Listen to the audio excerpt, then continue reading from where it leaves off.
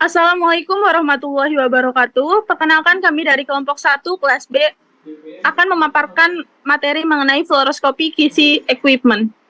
Next. Berikut beberapa nama-nama anggota dari kelompok kami.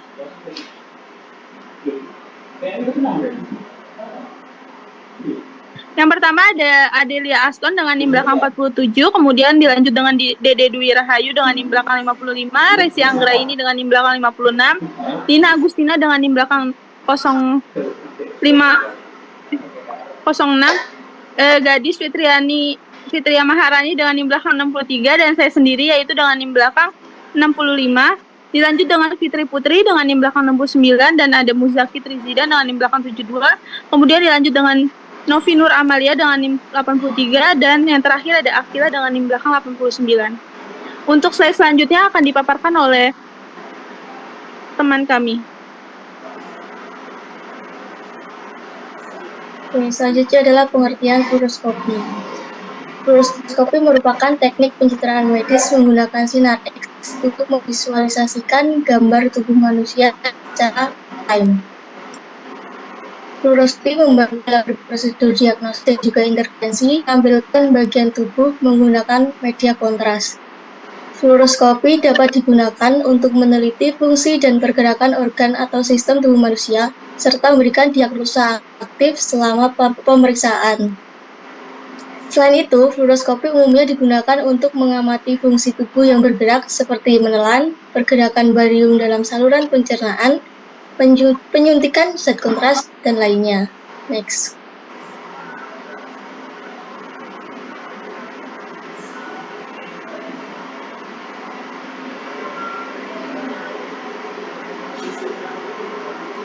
Untuk selanjutnya yaitu fluoroskopi Phantom, di mana fluoroskopi Phantom ini merupakan objek atau benda uji yang digunakan untuk menguji atau mengevaluasi kinerja sistem fluoroskopi. Phantom dirancang untuk mensimulasikan berbagai aspek anatomi manusia atau objek yang dapat muncul selama pemeriksaan fluoroskopi. Phantom fluoroskopi biasanya akan dirancang untuk menguji parameter seperti resolusi spasial, kontras, rentang dinamis, dan sebagainya. Menggunakan Phantom dalam kendali mutu alat fluoroskopi akan membantu memastikan bahwa peralatan medis tersebut telah memenuhi standar kualitas untuk pelayanan kesehatan pasien. Next.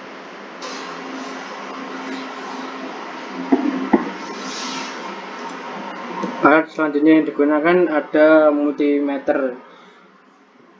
Jadi pengujian generator tabung dan laju pesawat fluoroskopi amografi dilakukan dengan menggunakan dua jenis multimeter dengan kombinasi sebagai berikut. Yang pertama adalah multimeter LightSafe dengan detektor 110 sisi ionisasi chamber tipe X atau R atau F, dan yang kedua menggunakan multimeter Black Piranha RTI dengan dose probe solid state tipe 657 dengan pengujian laju dosis terdiri dari dua jenis pengukuran, yaitu laju dosis pasien speaker dan laju dosis serap dengan image intensifier.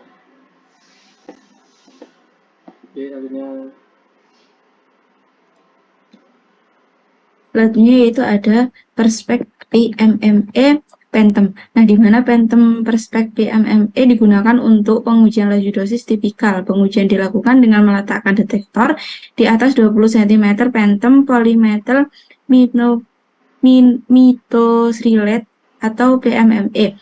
Kemudian pesawat fluoroskopi dioperasikan pada berbagai metode seperti ada metode side, cine, metode spot, dan mode TV.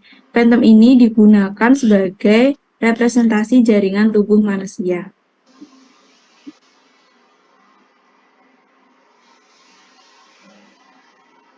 Oke, selanjutnya ada Phantom Fluoro 4, di mana Phantom ini dirancang untuk menguji kinerja kualitas gambar sistem dari sinar X sendiri, digital maupun konvensional. Pengujian ini harus dilakukan pada acceptance test untuk menetapkan standar awal dan menyimpan catatan hasil pengujian, di mana catatan nanti bisa membantu mendeteksi adanya penurunan kinerja sistem seiring berjalannya waktu. Di sini terdapat 7 detail tes yang diberikan oleh Phantom Fluoro 4, yakni yang pertama ada arah sumbu tabung untuk memastikan bahwa arah sumbu tabung sesuai. Yang kedua ada resolusi spasial, di mana untuk mengukur kemampuan Sistem dalam mereproduksi detail kecil dalam gambar dengan rentang solusi 0,5 sampai 5 LP per mm. Lalu yang ketiga ada detail resolusi kontras rendah, yang keempat ada rentang dinamis, yang kelima ada rentang uji Kevi, yang keenam ada area dalam tidak terstruktur atau bertanah tengah, yang terakhir ada angka radiopak menunjukkan langkah rentang dinamis. Next slide. Selanjutnya ada CR DDR set Phantom TO20. Yang pertama, pengujian image quality digunakan computer radiography, direct digital radiography dalam melakukan kegiatan quality control. Lalu yang kedua, pengukuran yang dilakukan seperti akurasi tegangan tabung, waktu fluoroskopi maksimum, dan uji kualitas berkas atau half value layer, serta linearitas. Phantom TO20 adalah objek uji kontras ambang batas yang dirancang untuk digunakan dalam CR maupun DR untuk memeriksa kemampuan sistem untuk membedakan antara detail kontras rendah dan tinggi.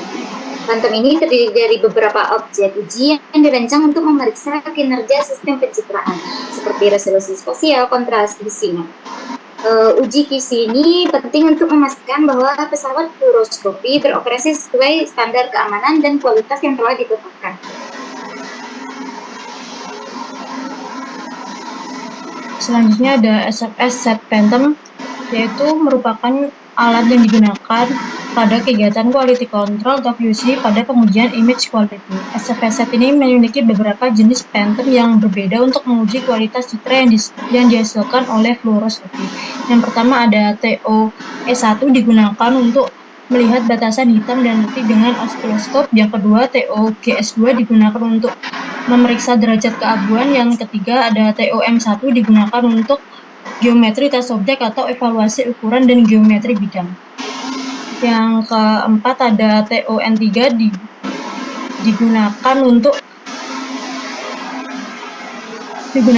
melihat low contrast sensitivity, dan yang terakhir ada TO10 digunakan untuk menguji threshold contrast tes objek.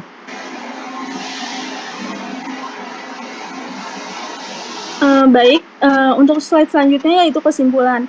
Dapat disimpulkan bahwa fluoroskopi merupakan teknik pemeriksaan dengan sinar X yang dapat menghasilkan real-time imaging dalam prosedur diagnostik dan intervensi. Pengujian peralatan fluoroskopi menggunakan berbagai alat seperti multimeter sinar X, kemudian Phantom Perspect PMMA, Phantom Fluorophore, CR-DDR set dengan Phantom TO.20, dan yang terakhir yaitu SFS set dalam quality control. Perlindungan radiasi termasuk apron, kemudian pelindung tambahan, dan alat pemantau radiasi untuk melindungi petugas medis dan pasien. Dalam modalitas fluoroskopi ini melibatkan teknologi canggih dan kontrol kualitas yang ketat untuk keamanan dan akurasi dalam prosedur medis yang efektif. Berikut presentasi dari kelompok 1, kurang lebihnya mohon maaf. Jika ada pertanyaan bisa tinggalkan di kolom komentar. Wassalamualaikum warahmatullahi wabarakatuh.